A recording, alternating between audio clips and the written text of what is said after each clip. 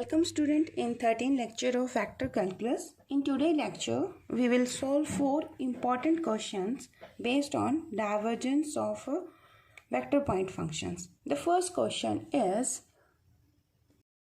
if vector point function that is equal to xy square I plus 2x square yz j minus 3yz square k vector, you have to find del dot of g vector, that means divergence of g vector at the point 1, -1 and 1. So first of all, what is the definition of divergence of a vector point function? We studied this in 12th lecture, and it is, what is the del operator? Del operator is I curly by curly of x plus g curly by curly y plus k vector curly by curly z dot product this dot and this g vector. I wrote here this term given vector. क्या था given vector? x y square I plus 2x square yz j minus 3y z square of k. Now take the dot product I with I and this is the operator. ठीक है, तो curly by curly x of this term. What is this? This is my f1, yeah, here this is g1. ठीक है, तो I got curly by curly x of x y square, then I got curly by curly y j with j, तो curly by curly y of this term, ठीक है, plus curly by curly z of k with k, तो minus 3y z square. Now you have to partially differentiate this, and when we differentiate with respect to x, my y and z are treated as constant. So y square is as it is, and derivative of x with respect to x, this is 1. So I got here only y square. And here when we differentiate y, x and z treated as constant, so 2x square, z is as it is, and derivative of y with respect to y, this is 1. This minus sign, minus 3 is outside. With respect to z है तो y is constant and derivative of z square, तो power आगे 2 minus 1, that is 1. I got this one. अब del dot g vector किस point पर calculate करने? At this point. So value of divergence of the given vector at point 1, -1 and 1.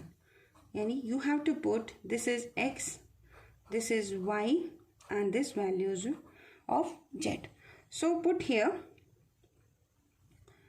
y is equal to -1. So -1 का square I got 1. This is plus 2. X is 1, z is 1, 2 minus this is 3. Y is -1. 2 as it is. So 2. Z की जगह आपका 1. तो what I got? 2 plus 1 3 minus plus 3 to the 6. I got here value is 9. ठीक है. One more question. Show that this vector point function is solenoidal. In 12th lecture I told you the given vector point function is solenoidal if del dot of this vector is equal to 0. So here I have to prove that this vector point function is solenoidal. On the same line as above, calculate the value of del dot of f vector. So I am not writing del and f again and again. You will write this and this, then take the dot product. So this gives curly by curly x of x plus 3y plus curly by curly y of this second term y minus of 3z plus curly by curly z of x minus of 2z. Now take the partial derivative. So the partial derivative of this term with respect to x is 1. The derivative of this is 0 because I am differentiating with respect to x. Y is treated as constant. Here again this term gives answer 1 and 3z 0. Here derivative of x is 0 and minus 2z, derivative is minus 2. So I got here 0. So the condition of solenoidal vector is divergence of this vector should be 0. Here del dot f vector is 0. This implies f vector is solenoidal. Sometime question ऐसे आता है कि यहाँ पर suppose in this question I put here a value, ठीक है, तो ऐसा कुछ क्वेश्चन आ जाता है for what value of the value of a this vector is solenoidal, तो you will write the condition here 0. यहाँ आपका ए अगर आएगा तो you will write a here and then you calculate the value of a here, ठीक है. The next question is if g is equal to x cube y cube z4, find divergence gradient of f. So in this you have to first calculate gradient of f, ठीक है, and then take the divergence. तो how to find the gradient, ये हमने सीखा था 10th lecture में, ठीक है. तो ग्रेडियंट f के लिए क्या सिंबल था, del f सिंपल. तो you will write del f del of, अगर यहाँ जी है तो बेटा यहाँ जी कर लो, दिस इज जी, ठीक है. तो del of G this is equal to I curly by curly X of G plus J curly by curly of Y of G plus K curly by curly of Z of जी. तो gradient जी क्या होता है आपका, this is a vector quantity, ठीक है. तो अभी देखना आपका आंसर वेक्टर क्वांटिटी आएगा. इस क्वेश्चन के अंदर आपको एफ वेक्टर नहीं गिवन है, आपको पहले ग्रेडियंट जी निकाल के दैट वेक्टर आपको कैलकुलेट करना है, ठीक है. देन आपको उसका डाइवर्जेंस कैलकुलेट करना है. तो after making one step this will becomes the first question.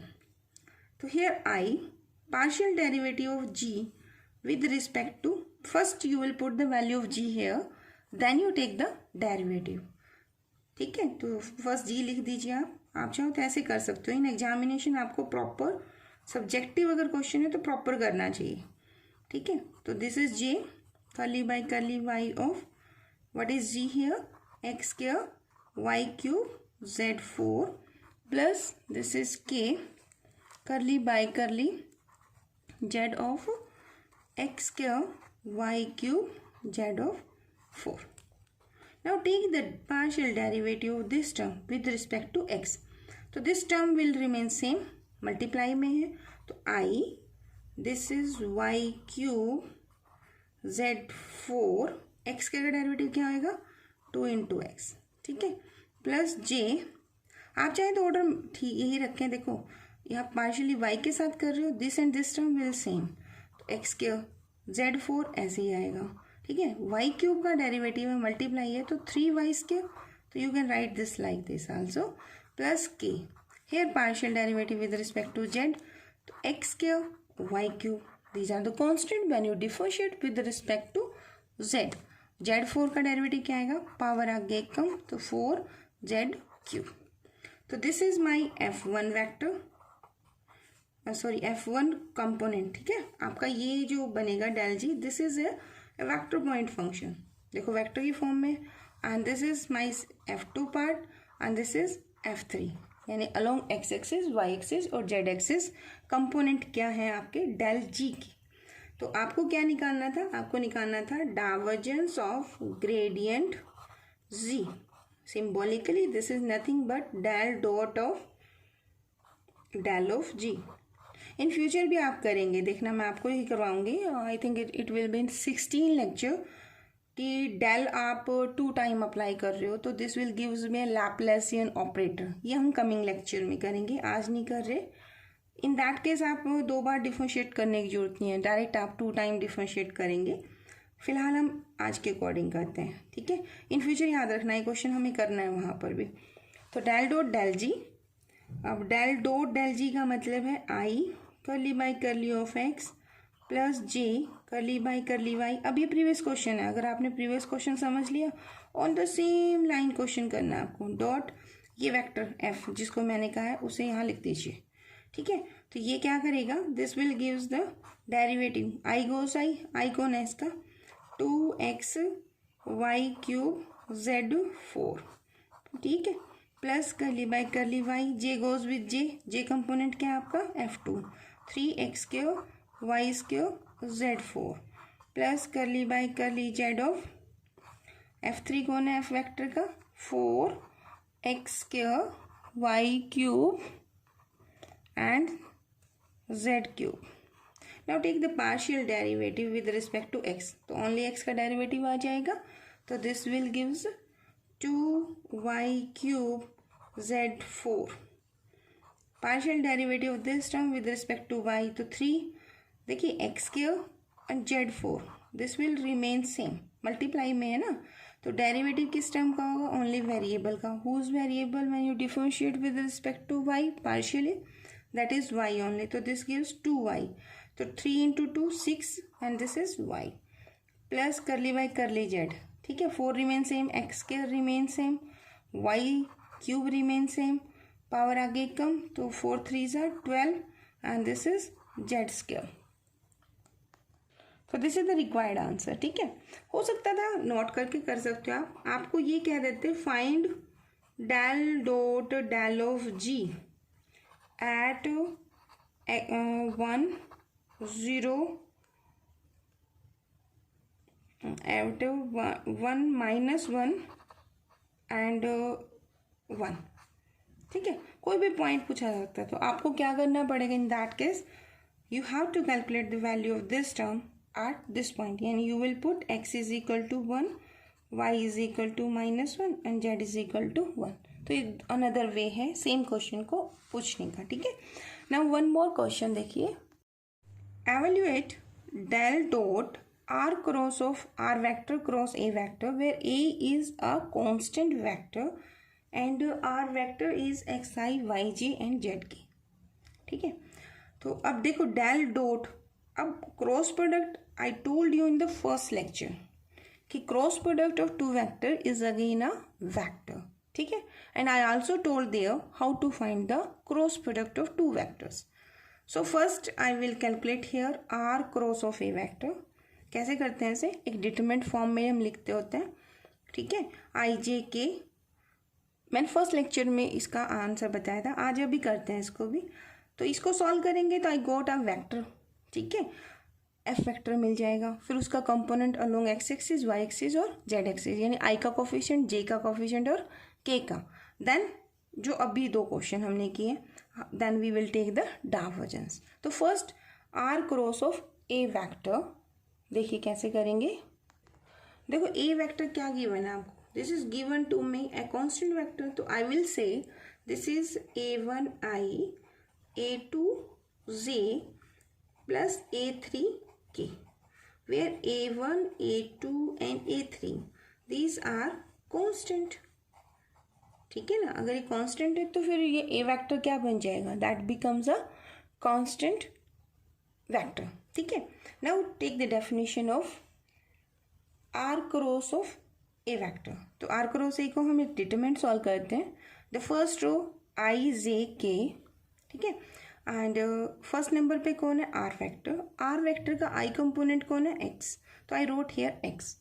जे का अलोंग वाई एक्सिस जो है वो कोफिशिएंट क्या गिवन है हियर वाई. तो I wrote here Y and K का जेड. सिमिलरली सेकेंड वेक्टर कौन है ए का क्या गिवन है along X axis that is a1 और जे के साथ कोफिशिएंट क्या है a2 एंड a3. ठीक है now the expand this determinant. How to expand you write here I this with this with this. So you got y a3 minus a2z.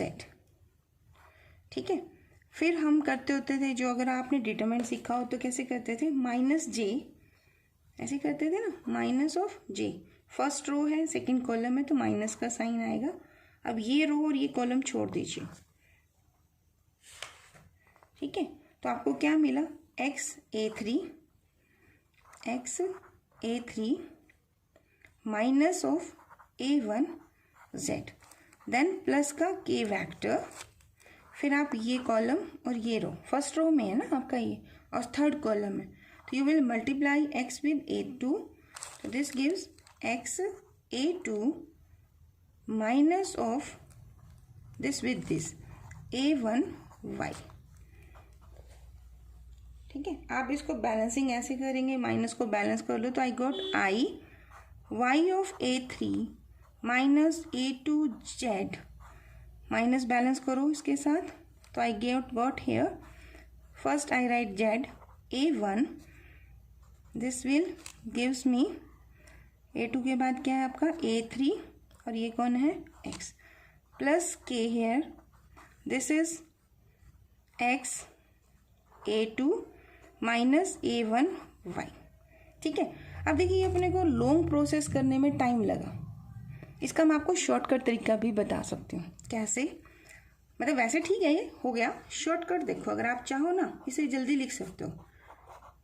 Hair देखो आई के बाद कौन है जे, जे के बाद कौन है के, एक्स के बाद कौन है वाई, वाई के बाद कौन है जेड, a1 के बाद कौन है a2 और a2 के बाद a3। तो हेयर इज अ सिमेट्री, अगर यहाँ सिमेट्री है तो आप इस टर्म से ही ये आंसर दे सकते हो। I can write this R vector cross of A vector is equal to, first term निकाल लो बस, देखो आई निकला आपका, ये रो ए कॉलम, ये इससे गुना तो आपने क्या लिखा वाई a3 है ना और a2 z। आई राइट हेयर समेशन साइन। अब इस समेशन को कैसे खोलते हैं, समेशन कैसे खोलते हैं, पहले ही लिखो ये वाली टर्म, फिर आई के बाद कौन आया j, y के बाद कौन आएगा z, a3 के बाद कौन आएगा a1, a2 के बाद कौन आया a3, z के बाद कौन आएगा x। वेरीफाई करो, देखो फर्स्ट यही है, i के बाद यहाँ हमने j नहीं लिखा, ये वाला j लिखना था, रह गया। देखो i के बाद कौन है j, y के बाद कौन है z, a3 के बाद कौन है a1, a2 के बाद कौन है a3, z के बाद x। इसके बाद नेक्स्ट टर्म लिखनी है तो इस टर्म में देखो j के बाद कौन आएगा k, z के बाद x, 2 के बाद यहाँ आपका 3 होना था, देयर इज ए मिस्टेक। देखिए एक मिनट, देखो हमने कैलकुलेशन में गलती की हुई है, अगर इस तरीके से करें तो कोई मिस्टेक नहीं मिलने वाली। देखो हमने क्या गलती की हुई है, a1 है यहाँ पर और यहाँ कौन है z, माइनस माइनस करेंगे तो प्लस, तो ये z बनेगा और ये a2 की बजाय कौन बनेगा बच्चों, यहाँ 1 आना था। चलो गलती पकड़ी गई, ठीक है अच्छी बात है। अब हम अपना पैटर्न लगाते हैं, यहाँ a1 था बच्चों, ठीक है, y के बाद कौन है z, a3 के बाद कौन आएगा a1। देखो यहाँ 3 है तो यहाँ 3 के बाद जैसे आप चल रहे हो a1 फिर a2 फिर a3, तो a3 के बाद वापस कहाँ से स्टार्ट करोगे a1 से, तो y के बाद z, a3 के बाद a1, a2 के बाद a3, z के बाद कौन आएगा फिर x। ठीक है, अब इससे देखते हैं थर्ड टर्म क्या आएगी। अभी हमने सॉल्व करके लिया ना, तो z के बाद x, a1 के बाद a2, a3 के बाद a1, x के बाद y और k। तो एक्सपेंड करने की बजाय अगर यहाँ सिमेट्री है तो आप डायरेक्ट इससे विद इन 1 मिनट आप लिख सकते हो और इसमें मिस्टेक होने के चांसेस कम रहते हैं। ये तरीका कहाँ काम आएगा, जब आपको प्रूफ वाले क्वेश्चन करने होंगे ना और वहाँ सिमेट्री होगी तो आपका समेशन सिंबल बड़ा इंपॉर्टेंट होता है। ऐसे क्वेश्चन करते हुए हमें जरूरत नहीं होती, ऐसे काम चल जाता है। आई होप आपको दोनों तरीके समझ आए होंगे। ठीक है, अब ये कौन है हमारा, this is nothing but my F vector whose f1 component is this, f2 component is this and f3 component is this। Okay, अब अपने क्वेश्चन पे आइए। अब हमें क्या निकालना था, I need del dot of r vector cross of A vector. Rule के अकॉर्डिंग ये क्या बनेगा आपका, दिस इज डेल ऑपरेटर यानी i curly by curly x plus this is j curly by curly y plus k curly by curly of z dot of, dot में कौन आएगा, I am writing here f vector. What is the f1 component, f1 component कौन है बच्चों, this is my f1 component. What is f2, this is my f2 and what is f3, this is my f3। What I got here, curly by curly X of f1, बोलो f1 क्या है, y a3 minus a2 z, right, plus curly by curly of y, ये किसके साथ जाएगा, इसके j component के पास। आप प्रॉपर लिख लेना, मेरे पास थोड़ा स्पेस कम है इसलिए मैं ऐसे ही कर रही हूँ। ठीक है, तो ये क्या है आपका z a1 यस माइनस ये कितना है a3 एंड x। ठीक है, प्लस क्या है बच्चों ये curly by curly of z f3 कितना है x a2 minus a1 of y, right? Now take the partial derivative of every term. Here the derivative is 0, here the derivative is 0, so answer is 0. Plus no y 0, no z 0, तो answer is overall 0. ठीक है. अगर मान लो ये आपका gate के exam में question आ जाता है और आपको विद इन 1 मिनट ये क्वेश्चन सॉल्व करना हो, देखिए तरीका क्या होगा गेट में करने के लिए, या आप जैसे बीएससी करके एमएससी में जा रहे हो, इन दैट केस आपका ये वाला टॉपिक कॉम्पिटिटिव एग्जाम देना पड़ता है ना, तो उसमें आपका ये क्वेश्चन आ सकता है. तो इन दैट केस आप प्रॉपर नहीं करेंगे, आप ऐसे करेंगे आर क्रॉस ए, ये डिटरमिनेंट बनेगा.